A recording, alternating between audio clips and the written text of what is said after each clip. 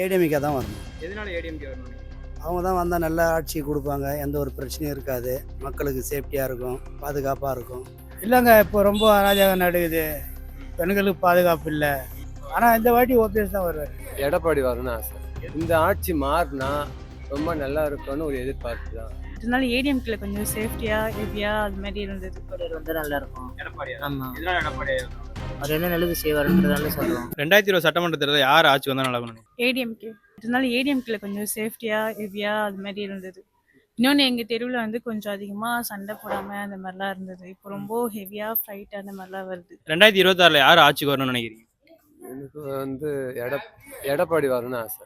இப்போ நடக்கிற ஆட்சி வந்து ரொம்ப பிரச்சனைங்க நல்லா போயின்னு இருக்கிறதுனால இந்த ஆட்சி மாறினா ரொம்ப நல்லா இருக்கும்னு ஒரு எதிர்பார்ப்பு தான். அதனால எடப்பாடியா வரணும்னு நினைக்கிறேன். வணக்கம்மா, 2026 யார் ஆட்சிக்கு வரணும்னு நினைக்கிறீங்க?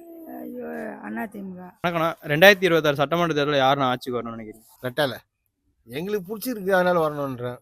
நல்லதுன்னா இதுவரை இருந்தவங்க நல்லது பண்ணாங்க, அதனால சரி அதை நினைக்கிறோம், சரி வரட்டும். அவர் வந்து நல்லா இருக்கும். எடப்பாடியா? ஆமா, எதனால எடப்பாடியா?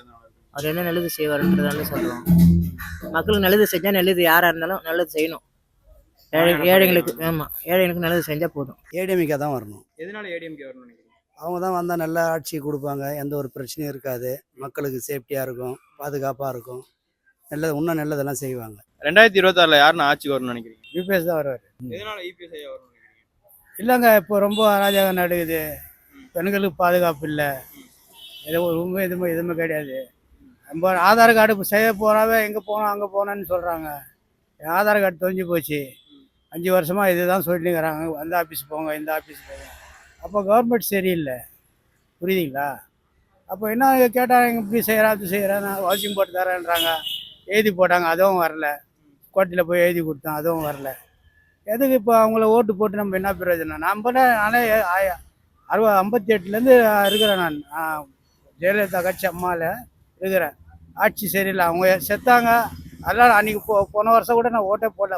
ஏன்னா அவ்வளோ அந்த அளவுக்கு வெறுப்பாகி போச்சு, மக்கள் மேலே வந்து ஒரு இது இல்லாத ஆகிப்போச்சு, நம்பிக்கை பண்ணுறாங்க. அதனால் நம்ம ஒன்றும் பேச முடியாது. அவங்க ஆட்சி நடக்குது, அப்போ நம்ம எதிர்கட்சியாரை எதெல்லாம் பேசலாம், தப்பாகிடும்னு சொல்லி நம்ம எதுவும் பேசுறது கிடையாது. ஆனால் இந்த வாட்டி ஓபிஎஸ் தான் வருவார்.